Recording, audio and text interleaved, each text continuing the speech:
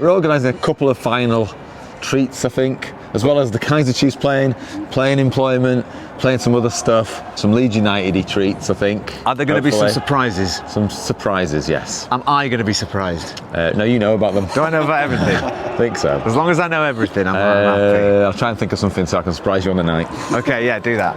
I've seen your outfit. Have you got your outfit sorted? Of course I've got my outfit sorted out. Any spoilers or? There might be an element that I might get from the Leeds shop today if they haven't sold out. You're also going for the 2005. I am going for the 2005-ish vibe. I had a jacket that I wore all the time in 2005, and unfortunately wear and tear and moths have got to it. But there's still enough left to salvage. They can rebuild him, and they have. So I've had that jacket remade by my friend Tom. How quickly has this sort of come around since that announcement? 20 years, the announcement essentially.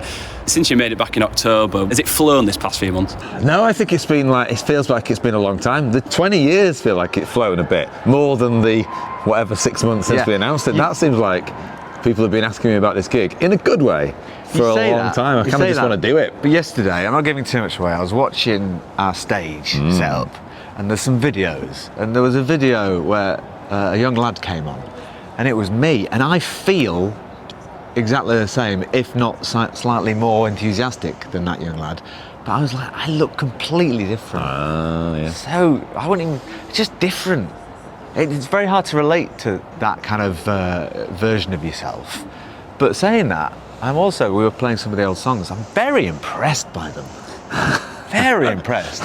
There's so much real emotion in those songs. Yeah, definitely, yeah. And you get a lot of bands that spend the next 20 years just trying to recapture that emotion and finding it very difficult. I suppose in a way, everyone's chasing that first album again, and it was a real pleasure playing some of it yesterday. It felt like very raw and very real, and can't wait to play it again. If you do roll the clock back 20 years, what sort of memories do you have of Leeds back in 2005? People tell me it's changed a lot, and I sort of feel like it's not that different, but I think that's because I've always basically been coming back, so you'd be better. Yeah. But I think it's just it's a lot nicer. I think it's cleaner. We can afford to go to a lot more places now. That's true. Do you remember those times we figured out that it was cheaper to buy a bottle of white wine than in a big glass. In a big glass. So we'd share one. Yeah, townhouse. Yeah. That was good. But we only used to really go to places where we could get free drinks. Right. Yeah. So if you knew someone that worked somewhere, we'd go there. Were there many of those? We didn't know. There was enough. Yeah, there were enough places you go where we knew enough bar people that would make mistakes for us. What do you remember of the music scene as well back then? Some of the venues as well, some that are probably still around, some that have that ceased to exist anymore? Yeah, I did a thing actually recently about this, and obviously most of the venues, I did a walk around venues that were important to Kaiser Chiefs, and they were all closed. So that makes you feel really old, actually. Temple Newsam's still there, though. Temple Newsam because we used to go to the Leeds Festival there. It's where we first bonded. It's where we first bonded. What's it meant this past 20 years to be a band from Leeds, representing the city? You've gone all over the world and taken the sound of Leeds with you. That's a big question. Yeah, it's been good. I think Leeds has been very good to us. So from the very start, Leeds United. So 2004 it was when the first single came out. Leeds were getting relegated, so that was upsetting. But they showed our video on the big screen, and they gave out flyers, and they were just really supportive. We went up to the training ground. We met Lucas. We met Alan Smith. But yes, they were very, very supportive, and so I think we've always, taken that with us. And there's always Leeds. It was always nice, actually. I think the nicest thing was for us was when you went to far away places, you'd see a Leeds shirt, and so it's a little bit like remind you of home.